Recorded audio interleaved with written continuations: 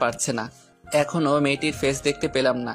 মেয়েটি বসে সামনের দিকে ঝুঁকে পা বের করার চেষ্টা করছে, ফলে তার চুলগুলো সামনে এসে ফেসটা ঢেকে রেখেছে।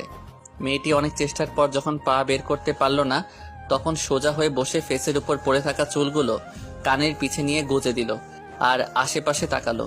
আমি তো মেয়েটির ফেস থেকে ফিদা হয়ে গেছি। আবার ভাববেন না আমি মেয়ে দেখে পছন্দ করে ফেলি। জীবনে প্রথমবার এই মেয়েটাকে মনে ধরেছে। আমি অপলকভাবে তার দিকে তাকিয়ে আছি। মেয়েটি পাশে তাকিয়ে আমাকে দেখতে পেল। তখন মেয়েটি বলে, এই কাউয়ার বাচ্চা, এদিকে আয়। আমি মেয়েটার দিকে একধানে তাকিয়ে আছি। তার কথা আমার কানে আসছে, কিন্তু মস্তিষ্ক পর্যন্ত পৌঁছাচ্ছে না। আমি শুনছি না দেখে মেয়েটি একটু জোরে বলল, এই কাউয়ার বাচ্চা। আমি দাঁড়িয়ে ওকে দেখছি। কোথায় কি হচ্ছে সেদিকে আমার কোনো খেয়াল নেই। মেয়েটি এবার একটা কলম আমার দিকে ছুড়ে দিল। কলমটা আমার গায়ে লাগাতেই আমি বাস্তবে ফিরলাম। মেয়েটির দিকে তাকিয়ে দেখি রেগে লাল হয়ে গেছে।